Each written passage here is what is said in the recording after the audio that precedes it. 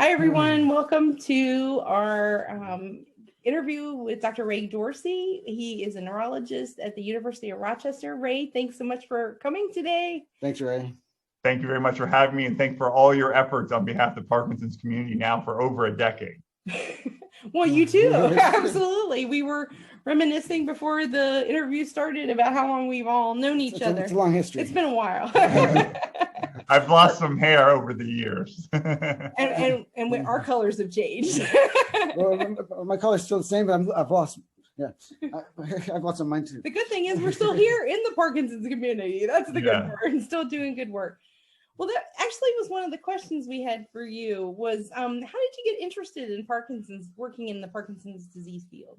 Well, I always say I rebelled. Both my mom and my dad are psychiatrists, and so I became a neurologist. And then during neurology residency, during residency, you take care of patients who are primarily hospitalized, and most people with Parkinson's live their lives outside the hospital. So I had actually limited experience to Parkinson's, but once I did get experience, I fell in love and loved caring for people with Parkinson's disease, and was delighted to pursue that as my subspecialty.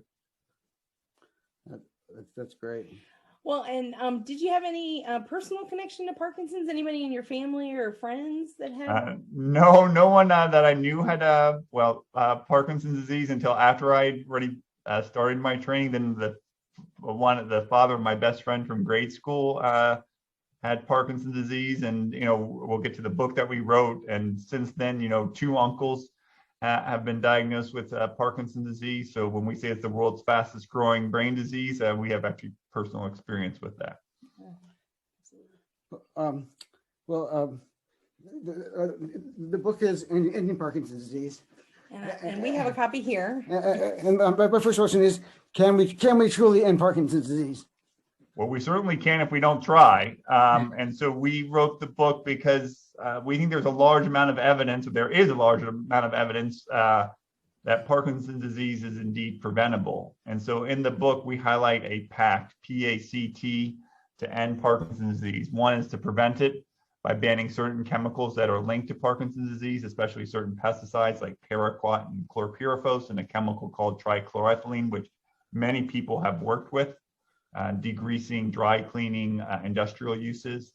To advocate for the condition, funding from NIH has actually decreased when adjusted for inflation for the last 10 years, even though the number of Americans with the disease has gone up 35%.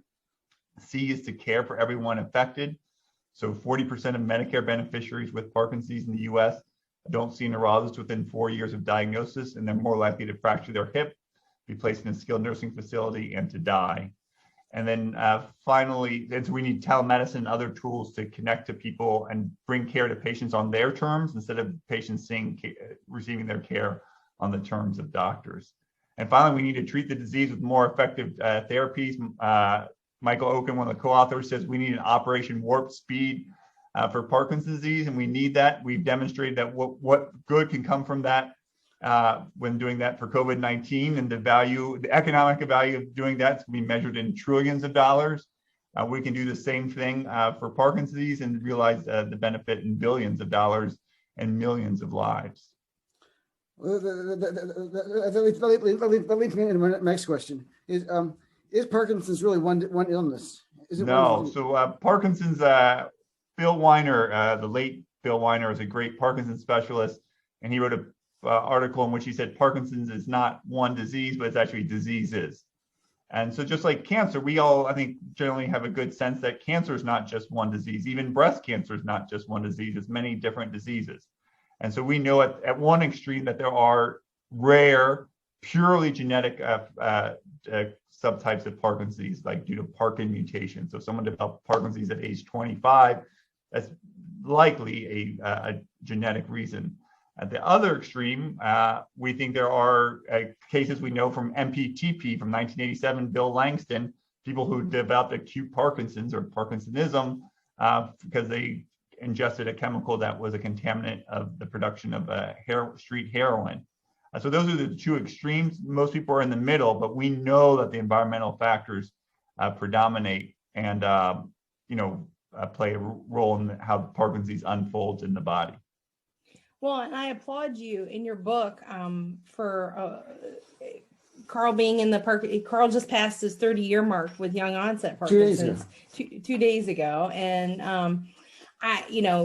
many times it's always been a kind of, we've done this rollback of his history of where he lived and what he might have been exposed to. And for decades, I'll say, or you will probably say, we would talk about the chemical issue, but nobody really, it was like this taboo thing to talk about. I really applaud the fact that you all came forward as leaders in this community to make that a strong point that's in the book. It's not taboo. Listen, think about lung cancer today. Can we cure lung cancer? No. Not really. We have treatments for lung cancer, but the best way to not get lung cancer is not to smoke.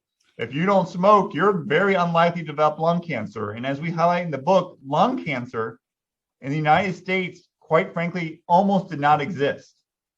It almost did not exist. 1900, there were almost no lung cancer cases in the United States until we started smoking cigarettes. It was considered a once-in-a-lifetime oddity. If we get rid of these pesticides that are linked to Parkinson's, if we get rid of these industrial chemicals, trichloroethylene and perchloroethylene, if we get rid of reduced air pollution as we're doing, I think we'll see a substantial reduction of Parkinson's disease, which, as we described in the book, was an extraordinarily rare disease when Dr. Parkinson described it in 1817 in London, and now it's the world's fastest growing brain disease. Something must have changed over those 200 years, and it's not our genetics. Well, my question's on the list. That makes me think about the industrial revolution, all the smoke and chemicals that were released then. Yeah, that's a really big part of the chunk of the book, talking about what price are we paying for industrialization and advancement of our. Yeah, so I think we're paying a high price. So this is a picture from the book. This is a picture of the London fog from 1847. So 30 years after Dr. Parkinson describing Parkinson's disease for the first time. And since that time, numerous studies have linked air pollution, certain pesticides and industrial chemicals to Parkinson's disease. And if you look at the map of the world, the areas of the world that have the highest rates of the disease are those that are most industrialized, like Western Europe and the US. Areas of the world that are least industrialized, like Sub-Saharan Africa, have the lowest rates of the disease. And areas of the world that are undergoing the most rapid industrialization, like China and India, have the fastest increasing rates of the disease. So we can stop and prevent a large portion of Parkinson's disease. I think one of the most disturbing things I had never heard before that you all mentioned in the book is it TCE that was actually an anesthesia? Yeah, so TCE, trichloroethylene, is just a simple molecule. It's got 2 carbon atoms, 3 chlorines, and 1 hydrogen. And it used to be used as an anesthetic for women, pregnant women, often until the 1970s when the FDA realized it was too unsafe to be done. But we've all, if you're older than me or my age, you've been exposed to TCE. It used to be used in whiteout, used to be used to decaffeinate coffee. It's used in carpet cleaners. Its cousin PCE, perchloroethylene, just 1 more chlorine atom, is still widely used in dry cleaning. TCE has been banned in many countries in Western Europe, but not in the US. And we need to change that. Well, talk about anesthesia. I saw a top anesthesiologist on TV not too long ago, and he pretty much said he couldn't say how it worked.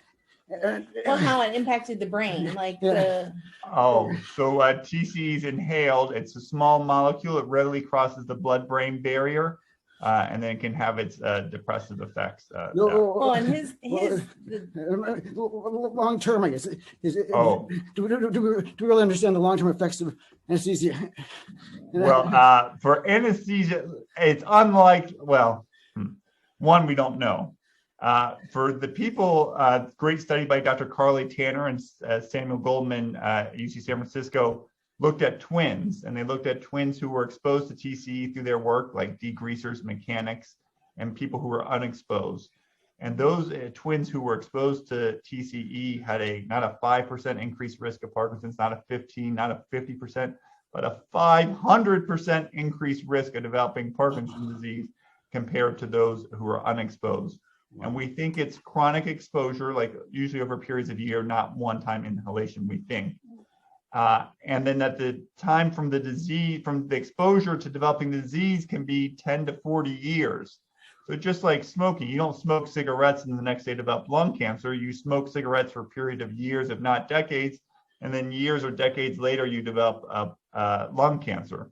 We think the same thing is the case with Parkinson's disease, that the exposure could have happened when you were a child, a teenager, or in your 20s or 30s. And we provide examples in the book who worked with TCE, from 18 to 25, 28. And at 35, Danny Fromm, who we highlight in the book, was diagnosed with Parkinson's disease. He still lives in Idaho today with his Parkinson's disease. So there are lots and lots of examples of people who were exposed to this at a younger age and then developed the disease at a later age. And what role does genes really factor into the kind of this formula of the exposure versus, who might, are there certain people that maybe have the ability to fight the exposure and not be harmed? Yeah, so Todd Scher, the CEO of the Michael J. Fox Foundation, and Tim Greenemeyer and additional colleagues wrote a really influential paper in 2000, one of the most highly cited papers in the field, demonstrating that chronic exposure to a pesticide called rotenone can reproduce the features of Parkinson's in mice, laboratory rats, I'm sorry. But they concluded their paper by saying, many other naturally occurring compounds and synthetic pesticides are potent inhibitors of this part of the mitochondria called complex 1. Individuals are likely to be variably exposed to these complex 1 inhibitors through diet, drinking water, or other environmental factors. They postulate that such exposures combined with genetic and metabolic differences, how we treat these chemicals based on either our genes or the way we metabolism, may underlie most cases of typical idiopathic Parkinson's disease. So it's likely that these environmental factors, when combined with certain genetic or metabolic factors, lead to Parkinson's disease. Again, taking the smoking analogy, smoking increases the risk of Parkinson's disease, but not all of lung cancer, but not all smokers get lung cancer. Right. In fact, only 10% of smokers get lung cancer. Doesn't mean that smoking doesn't cause lung cancer. Right. It just means that there need to be other genetic and likely other environmental factors. And so we know that LRRK2 mutations, which is one of the most common causes of inherited Parkinson's disease, have known interaction with pesticides, and have known, and we know that there are environment exercise, pesticides having known interactions with head trauma, for example. So we think it's a combination of gene environment or environment factors. But we can't control our genetics, but we can control our environment. So if we change our environment, we can prevent people from ever developing Parkinson's disease in the first place, many people. Well, I grew up on a golf course with well water. So and I got diagnosed at 23. My symptoms started at age 17. But I mean, I saw them, but I wasn't officially diagnosed until 23. So now I'm 54. So I'm wondering, I'm guessing things like Roundup. Roundup is very close to Agent Orange. Yeah. So, and have you done genetic testing, Karl? Yes. He participated in the Duke, the big familial study. And did you have any genetic risk factors? No. And no family history? I'm seeing some in another family member.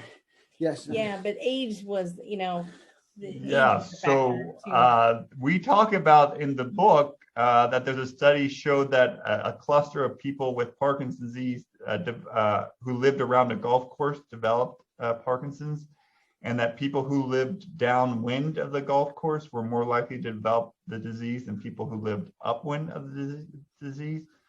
the pesticide chlorpyrifos is widely used on golf courses. You know, if you think about golf courses, there's no weeds on golf courses. Well, that didn't just happen by accident. And so golf courses are sources of large uses of pesticides. Were you working on the golf course or just live on the golf course? Actually, I worked on a golf course for 2 summers. Did both, actually. And I lived on it for you know, so we don't know, but it could be that people when they're younger might be more susceptible to these injuries than people when they're older. And then what did you say about groundwater? I had well water. The house was kind of on a hill. The well was below The well was below ground level of the course. Yeah, down. So you lived near a golf course and you had well water? Yes. Yeah, so pesticides that would be sprayed, for example, on the golf course or often on a farm get washed off, right? They need to go someplace and then they wash off by gravity and then they go into the soil and then they contaminate groundwater. And well water is not regulated by the Safe Drinking Water Act. And it's rarely tested. So like, you know, I had a house with well water and the only time we ever tested is when we bought it and then when we sold it. But in between it's not tested. So people like you could be drinking pesticide contaminated well water for years, if not decades, not knowing it. You could be inhaling it because you live near it and then you were working with it. So I used to like, you know, I'm a neurologist, you know, we're kind of geeky. So I used to like look at people walking on the streets and the airports and, you know, try to identify people with Parkinson's disease, and I developed some intellectual satisfaction out of it. Now I don't. Now I just get pissed off because I think Parkinson's disease is to a large extent preventable. And when I hear your story, you know, I get sick and I get nauseous and I get fed up and I get a little pissed off because I think we can prevent people from ever developing the disease. You know, can we find other chemicals or not use chemicals to make our golf courses work? I think we could do that in 2021. Can we test our water and ensure that kids and adults are drinking safe water? I think we can do that in 2021. Can we make our air cleaner and freer from pesticides and other industrial chemicals? I think we can do that in 2021. I think, you know, so we're going to get to this in a second, but, you know, we're starting this campaign that, you know, we give a dime about Parkinson's disease, you know, tied to the book. And in it, anyone who wants to can send this letter to the President of the United States, highlighting that Parkinson's is the world's fastest growing brain disease, and that in 1938, ordinary Americans mailed dimes to the White House to help bring about the end of polio, which happened 16 years after the March of Dimes. Jonas Salk developed a vaccine to essentially end polio. And, you know, we have 3 specific asks. And the first ask is to ban paraquat, chlorpyrifos, this pesticide widely used on golf courses, and trichloroethylene. The second is to make Medicare's coverage of telemedicine permanent. And the third is to increase NIH funding for Parkinson's disease tenfold. If we do those 3 things, we can help prevent and end Parkinson's disease and prevent, you know, future Karl Robbs from ever developing and bearing the burden of the disease, which you have done so well and so admirably for, you know, 30 years and been an inspiration to people like me and to people that follow you on your blog, probably to your wife. I don't want to speak for her, and to, you know, thousands and millions of other people. And we need to reduce the burden on people like your wife from caring. It's a lot of work to care for someone with Parkinson's disease, and we need to end it. She puts up with a lot. Well, and perfect segue, because I was going to get you shift us to the care part, because obviously, Ray, that was one of that's the C in the PACT. Telemedicine and care. Because of COVID-19 and the pandemic, I mean, everybody has kind of been quickly migrated over to telemedicine. I mean, I know back in, we were talking about 2007, 2008, when you did your study about the use of telemedicine for people in areas that didn't have access to a movement disorder specialist, was groundbreaking. I thought it was groundbreaking because it was something that I had never even heard of. So now that we're at this juncture and the world has kind of made this shift, what do you believe is going to be the next steps for this change? So Medicare, in the setting of COVID-19, adopted temporary measures to expand coverage of telemedicine. Pre-COVID, Medicare spent less than 0.1%, less than 1 out of every $1,000 on telemedicine. In the setting of COVID, use of telemedicine by Medicare beneficiaries increased 100-fold. 100-fold increased adoption in telemedicine in the span of less than 1 month. Yeah. Wow. Half of Medicare beneficiaries, likely half of Medicare beneficiaries with Parkinson's disease, have received care via telemedicine. Fundamentally, doctors should be providing care to patients on their terms instead of patients coming to see doctors on their terms. Patients are the ones who are sick and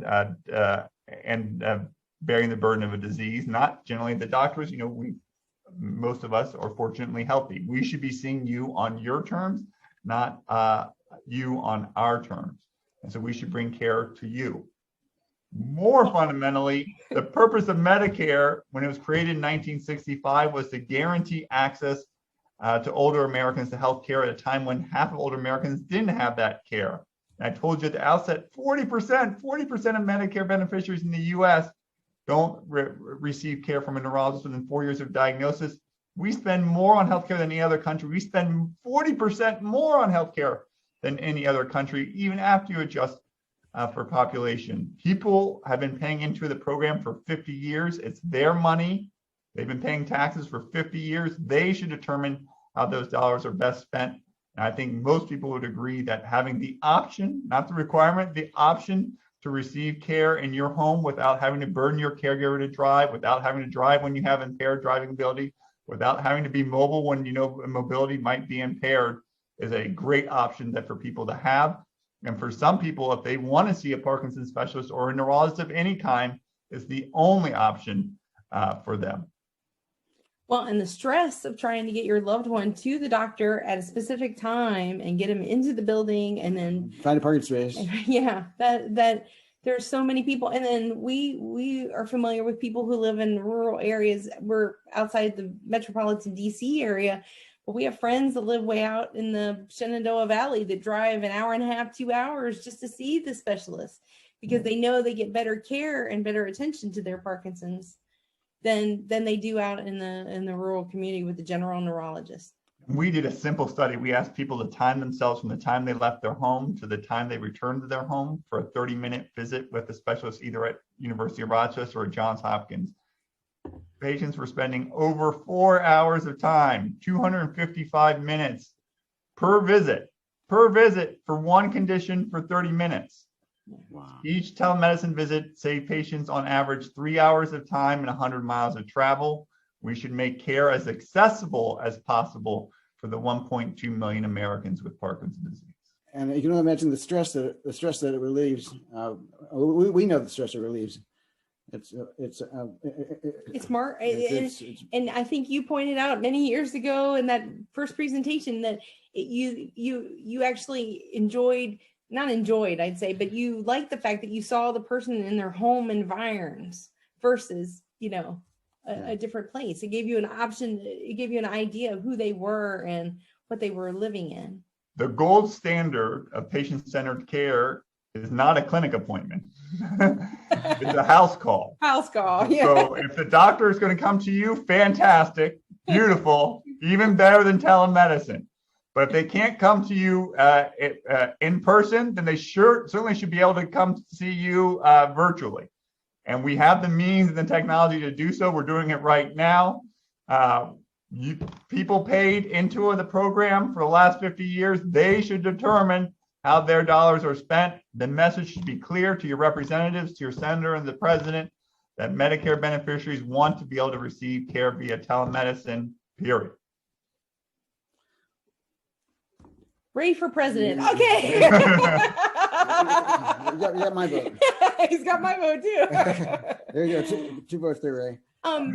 Just a quick, tiny little bit about COVID-19 and impacts. I don't want to spend too much time here, but do you have any impressions right now of how you think this is going to impact our community I mean, I know this can go in all different directions. I just kind of wanted to give it open-ended. Obviously that's not in the book because you published before this happened, but. So we'll do one in the book. So we, March 16th, the paperback version of the book is coming out. We're going to give 2 free copies to your listeners.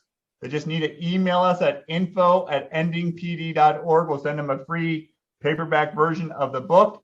The paperback version of the book heard Angela's question. And so there is somewhere in here, is a postscript. And the postscript really talks about the lessons that we learned from COVID-19 and how they apply to Parkinson's disease. And so I mentioned Michael's admonition that we should have an Operation Warp Speed for Parkinson's disease, and think about the benefits that would have for the 1.2 million Americans with the disease, for the 200 people who are going to be diagnosed with the disease today, and the thousands and millions of people who support them. We highlighted that we have addressed this pandemic in a span of 12 months and came up with effective treatments for COVID-19 that are going to prevent people from ever developing the disease. If you have Parkinson's disease and you have not been vaccinated, please get vaccinated. If you're over 65, you should be, for the vast majority of states, should have already been prioritized. For those under 65, like Karl, you should be like in the next level tier for most states to get vaccinated. And Michael Oken, the Michael J. Fox Foundation, and others have been big voices for advocating for that. So that the sooner we can get vaccinated, the sooner we can get engaged with preventing and ending another pandemic, the Parkinson's pandemic, the pandemic that no one's paying attention to until March 16th, when all of you are going to mail in your letters to the White House and make our collective voices heard. To learn more about the effort, which is free to participate in, it's endingpd.org.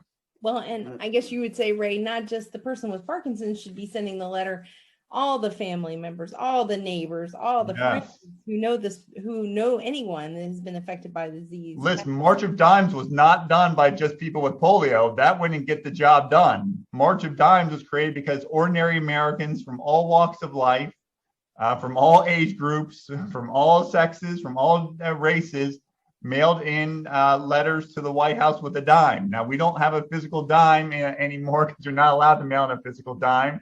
But you can send this card to the White House, and you can personalize it for why you give a dime about Parkinson's. You just go to endingpd.org and we'll send it to you.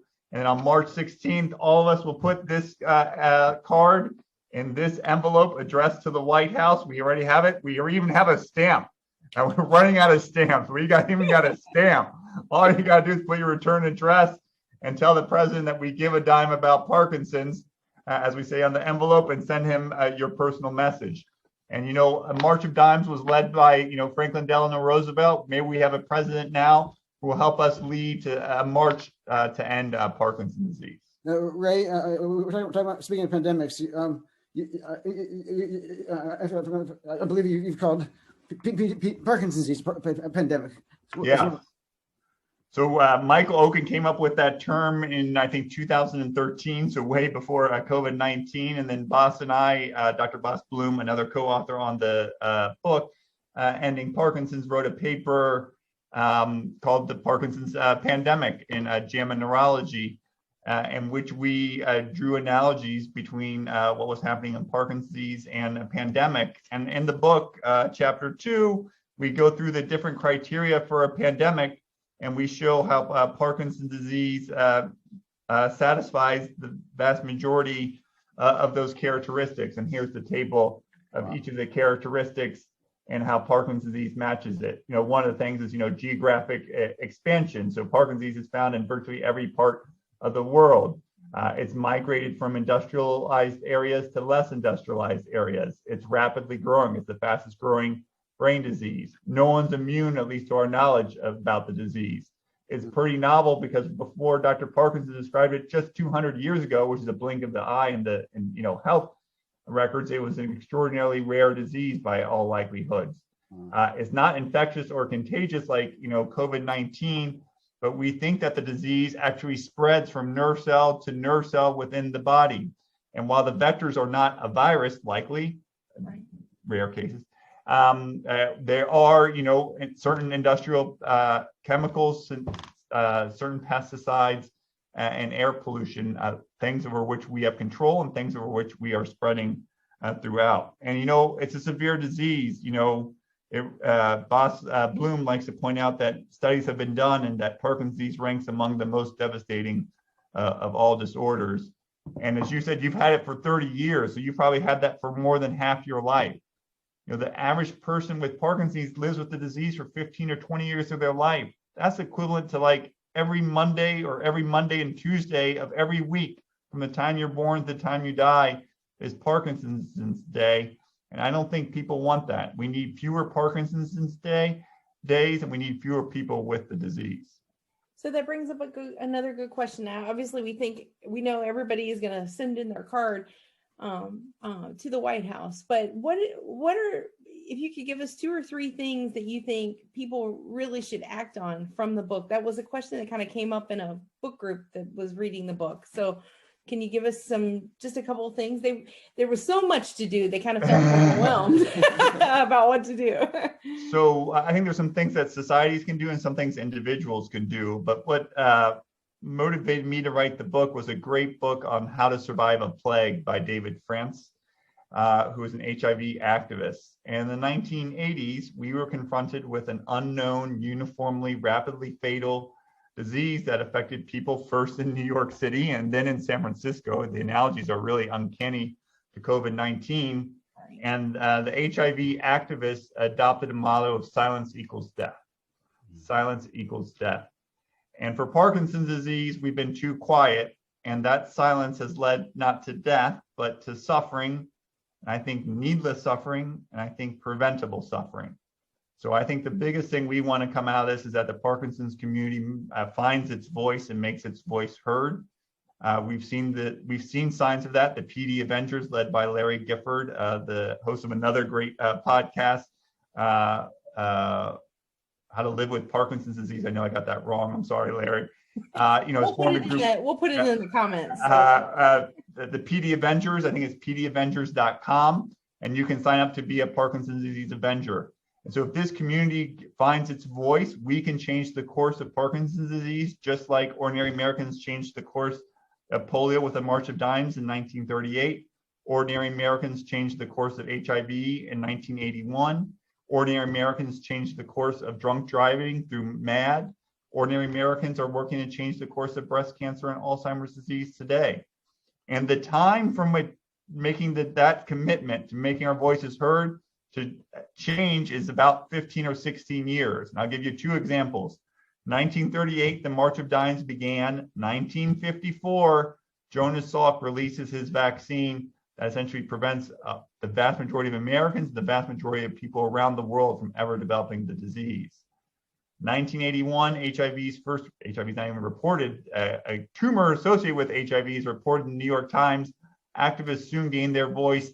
1996, we have protease inhibitors that empty out hospitals and lead to people with HIV having near normal life expectancies. If we make our voices heard, I think in the span of 16 years, we can get palpable differences, demonstrable differences in Parkinson's disease, both on prevention, care, and treatment.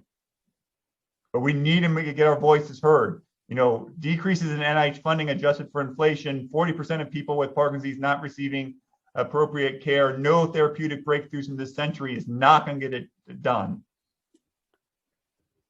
Ray, I think that's a great way to end our talk. And I think we need to have you back.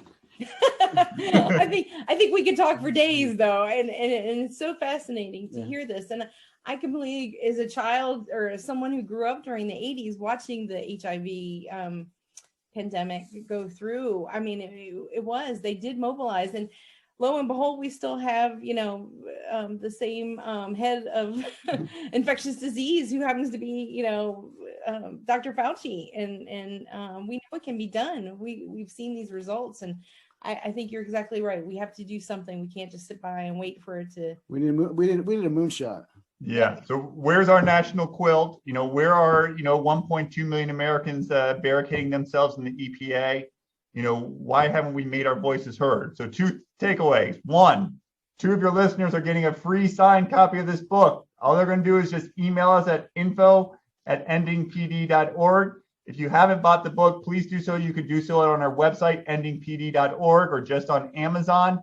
All the authors are giving all of our proceeds to efforts to end Parkinson's.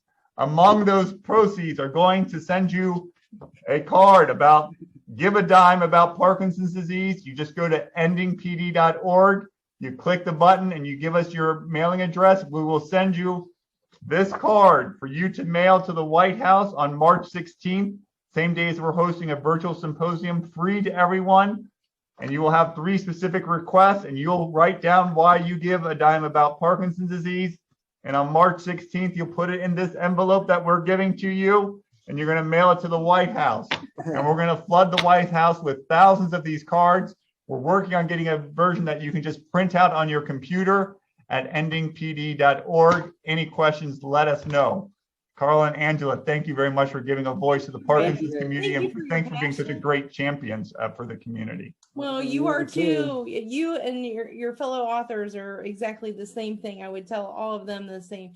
The passion comes through, your dedication, your commitment, your decades of compassion and dedication and commitment to the community are commendable. And we're so glad that you've invigorated us and activated us in order to make this a reality. I'm going to let you say the last word. And we know you're a busy guy. Thank you for sharing your time with us today. And it's a pleasure to see you. My pleasure. Anytime. Let's end our silence today. You got it. Thanks, Ray. Thank you so much. We got to do this again sometime soon, Ray. Thank you. We'll have a follow-up. Yeah. My pleasure. Take care. Take care. Thank you.